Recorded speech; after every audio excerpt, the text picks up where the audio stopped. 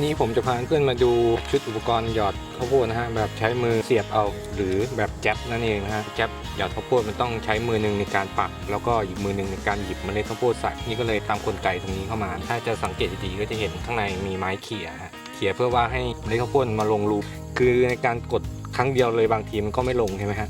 แต่ว่าก็โยกอย่างเงี้ยไม้มันก็จะเขี่ยแล้วเมล็ดข้าวโพดมันก็จะร่วงลงไปในท่อเราจะรู้สึกได้เลยว่ามันร่วงลงไปเพราะจะมีเสียงใช่ไหมนี่คือด้านบนมันนะฮะกลไกก็จะเป็นแบบนี้ถ้าดูตรงต้นคลิปก็จะรู้วิธีการว่าเป็นมาอย่างไงทำนี้ปลายมันก็จะเป็นอย่างนี้คือถ้ามันอยู่ในแนวดิ่งเนี่ยฝาตัวนี้ก็จะปิดไว้แต่พอจิ้มลงไปแล้วโยกไปด้านหน้าตัวนี้มันก็จะงัดขึ้นฝาก็จะเปิดเล็กก็จะร่วงลงข้างในส่วนการใช้ก็ประมาณนี้ในระดับหนึ่งอาจจะไม่ 100%เวลากดมันอาจจะไม่ลงทันทีบางทีมันอาจจะต้องกด 2-3 ทีเมล็ดก็ลงแต่เราก็รู้ว่าลงหรือไม่ลงนะแต่ก็เหมาะสำหรับใครที่ไม่สะดวกใช้2มือหรือบางคนที่ใช้งานได้1มือข้างเดียวเนี่ยก็ยังสามารถใช้งานได้นะตัวนี้ไว้เจอกันใหม่คลิปหน้าครับสวัสดีครับอย่าลืมนะกด Subscribe กดกระดิ่งรับแจ้งเตือนเวลามีคลิปใหม่ๆเนี่ยสามารถรับแจ้งเตือนให้มาดูคลิปได้เลยทันทีครับ